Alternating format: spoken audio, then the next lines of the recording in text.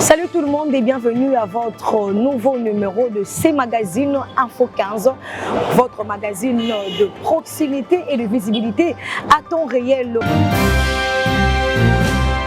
Nous débutons ces magazines avec cette information. La journée du samedi 9 septembre a été marquée par l'ouverture du bureau de réception et traitement des candidatures pour les élections présidentielles de 2023. Selon les calendriers électoraux, ces dépôts a pour durée d'1 mois.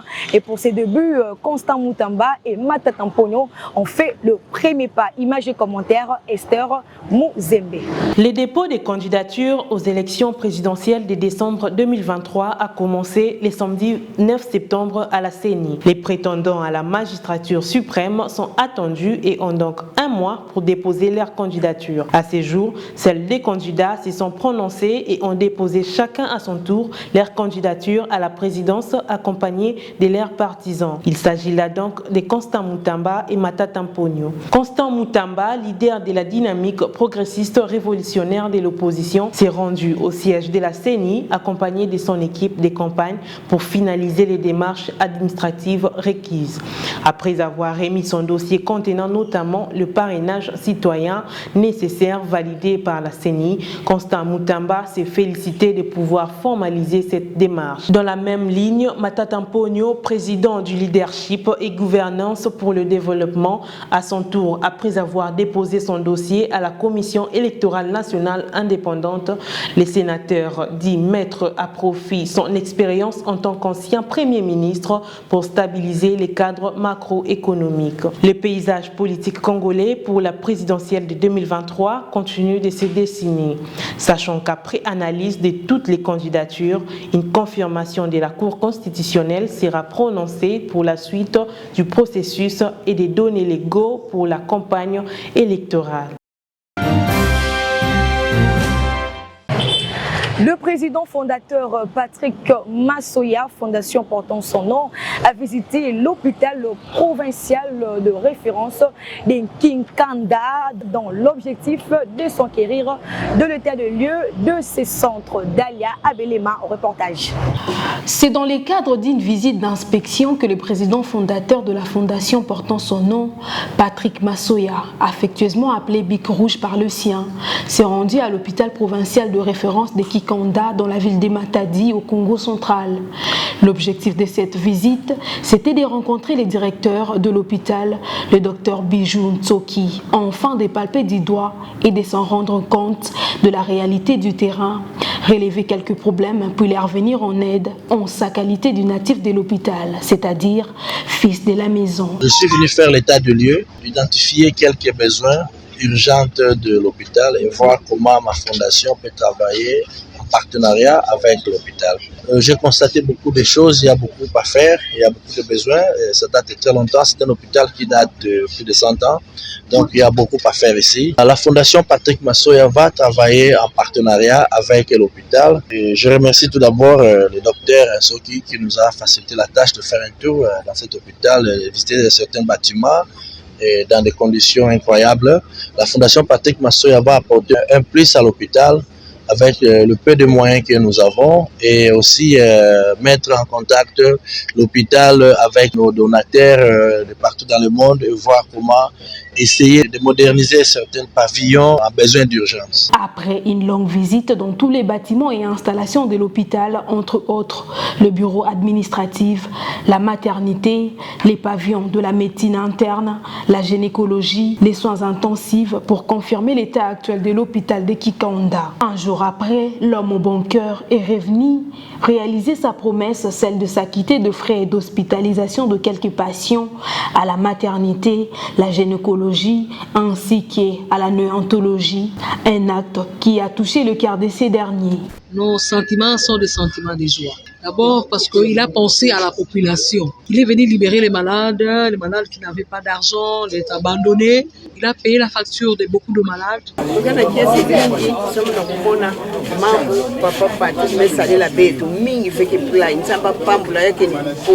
En sa qualité d'un bon patriote, Patrick Massoya Ambonga s'est engagé depuis toujours à travailler à côté de personnes qui prennent le développement de la RDC, comme le veut le président de la République République Félix-Antoine Tshisekedi Tshilombo.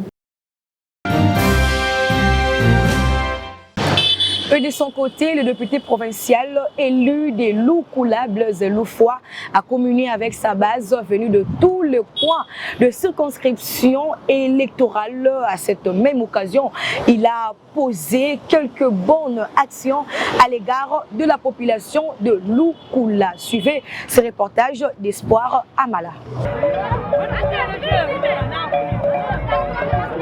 Il ne quitte pas sa base.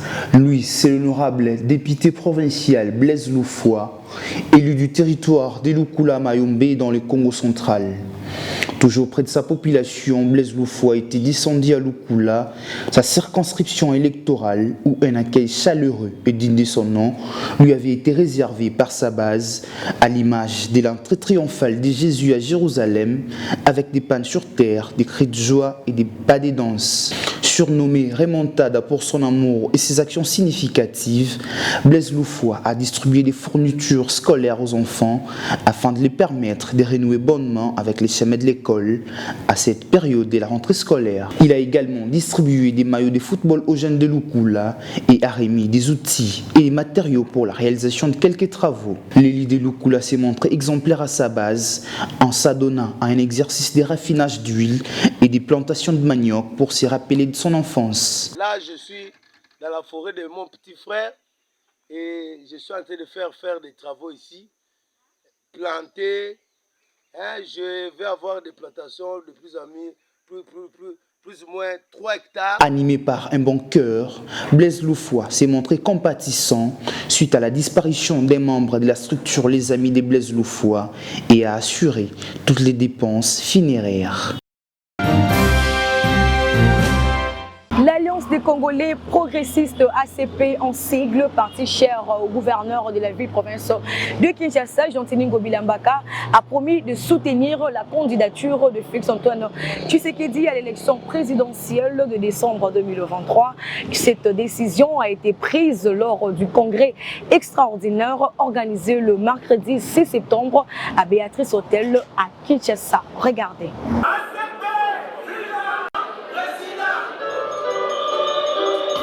C'est par une joie immense que le parti politique Alliance des Congolais progressistes, parti cher au gouverneur de la ville-province de Kinshasa, Jean-Tini Ngobilambaka, s'est prononcé sur son candidat à l'élection présidentielle de décembre 2023 lors du congrès extraordinaire organisé le mercredi 6 septembre à l'hôtel Béatrice.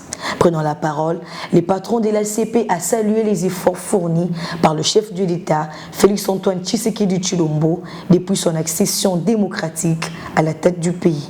Considérant le destin exceptionnel et la riche expérience politique du président Félix-Antoine Tshisekedi Tshilombo en particulier, son engagement à défendre l'intégrité territoriale de notre pays et en assurer l'éclosion du développement, considérant la constance qui a toujours guidé les actions et les prises de position du président Félix-Antoine Tshisekedi Tshilombo, faisant de lui un homme d'État extraordinaire, soucieux de la préservation de la paix. L'autorité morale de l'ACP a, au nom de son parti, promis son soutien au chef de l'État, Félix-Antoine Tshisekedi, au prochain scrutin de décembre 2023. Exprimons notre indéfectible attachement et loyauté au président Félix-Antoine Tshisekedi Tshilombo et lui réaffirmons notre entière confiance dans la conduite de notre grand Congo. Demandons instantanément aux jeunes et aux femmes véritables bénéficiaires des actions du chef de l'État de se mobiliser de maintenant pour donner un deuxième mandat à notre digne fils du pays. Notons cependant que cette cérémonie a connu la présence de quelques leaders politiques, notamment Modeste Bahati Lukwebo, Augustin Kabouya et tant d'autres. L'incendie s'est produit le samedi 9 septembre dernier au village Maluku, à l'université de Kinshasa, au quartier Kindele. Le bilan fait état de plusieurs dégâts matériels. Suivez ces commentaires d'Espoir Amala. Plusieurs étudiants ont perdu leurs équipements d'études, des valises d'habits et autres choses au cours d'un incendie qui a eu lieu le samedi 9 septembre dernier au village Maluku, un site abritant les étudiants de l'université de Kinshasa au quartier Kindele. À en croire nos sources, les causes de cet incendie restent inconnues. Selon les personnes trouvées sur place, les unes affirment que cet incendie serait dû à un contact des fils conducteurs d'électricité qui aurait causé le court-circuit, et d'autres soulignent que cet incendie serait d'origine criminelle car elles précisent que le fait serait mis par un individu dont l'intention était de causer du tort aux étudiants habitant les villages Malou. Les combles, c'est que la plupart des étudiants qui habitent ces villages sont venus de l'intérieur et de l'étranger et ils sont actuellement restés sans abri. Signalons par ailleurs que la ville de Kinshasa a enregistré ces derniers jours plus d'incendies et nous en appelons aux autorités compétentes de mettre des dispositions nécessaires pour prévenir et éviter ce genre de drames devenus habituels à Kinshasa. Parlons littérature dans ces magazines. Le livre Denise Nyakero Tshisekedi, première dame de première, vient de paraître. Ces livres de 140 pages, édité par La Colline Inspirée, est disponible sur Amazon. Écoutez son auteur, Guélor Moukeba, au micro d'Espoir Amala. La sortie de notre ouvrage intitulé Denise Nyakero Tshisekedi, première des premières, aux éditions Colline Inspirée. L'ouvrage, bien évidemment, est sur Amazon. Cette œuvre scindée en deux parties informe simultanément sur la vie et les œuvres caritatives de la distinguée première dame de la République démocratique du Congo. La deuxième partie également est consacrée à un message patriotique à l'endroit de la jeunesse congolaise et de la population en général. Et pour finir, le léopard de la RDC ont eu raison face au crocodile du nul du Soudan le samedi 9 septembre 2023 au stade de martyrs de la Pentecôte sur une note de 2-0 d'Alabelema pour le compte rendu. C'est sur une note de 2-0 que les léopards de la République démocratique du Congo s'est imposé face au crocodile du Nil du Soudan en match comptant pour la 6e journée des éliminatoires de la Coupe d'Afrique des Nations en Côte d'Ivoire. Les poulains du technicien français Sébastien Desabre n'ont pas eu besoin du temps d'observation. Déjà, à la 8e minute, Théo Bongonda ouvre le score du match, 1-0 pour le score avant la pause. Cutback is on, but he fires it in himself. It is a dream start for the left. C'est au retour du match, précisément à la 79e minute, que Fiston Kalala Mayele fera bouger une fois de plus les filets. 2-0, score final. Devant le président Félix-Antoine Tshisekedi Tshilombo, aux côtés de la première dame Denise Nyakero, que les léopards a permis à la République démocratique du Congo de valider leur ticket pour la Coupe d'Afrique des Nations Côte d'Ivoire 2023. Pour exprimer sa satisfaction et son immense joie, le chef de l'État Félix Tshisekedi a reçu autour d'un dîner au palais présidentiel l'équipe nationale de la RDC le lendemain de leur qualification. Nous voici à la fin de votre magazine Info 15 présenté au quartier GB dans la commune de Ngaliema. Ce magazine a été coordonné par Peggy Ntsassa, Iris Ntoto et Gantra Bunga. Merci de nous avoir suivis. On se revoit prochainement. Au revoir.